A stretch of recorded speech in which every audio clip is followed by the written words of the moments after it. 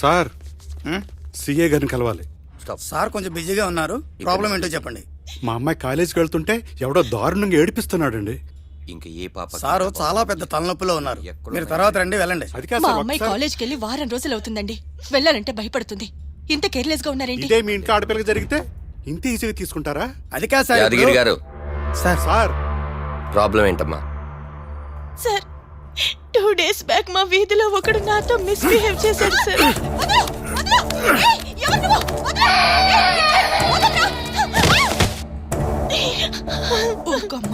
అర్థమైందమ్మా. రఫీక్ సార్ దగ్గరుండి నువ్వే కొంచెం. Yes sir. పదండి.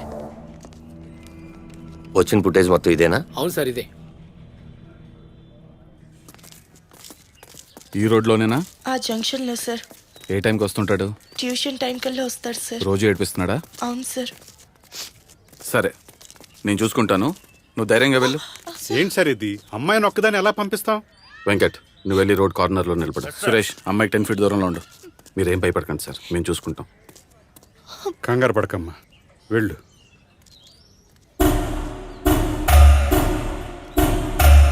మీరు కూర్చోండి. Okay sir.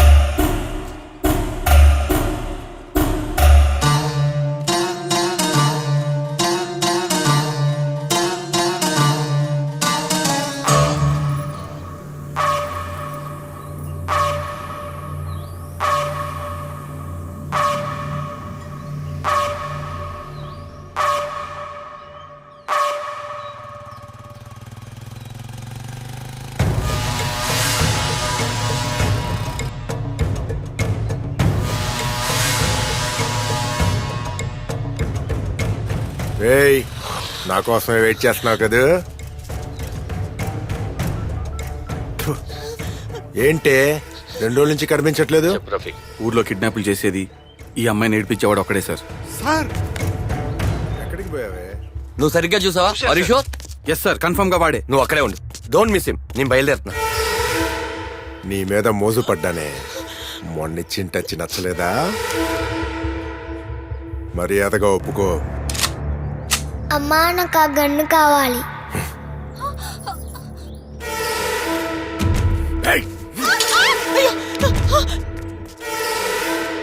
Sir sir please ఆగండి. అమ్మాయిని ఏం చేయకు ప్లీజ్.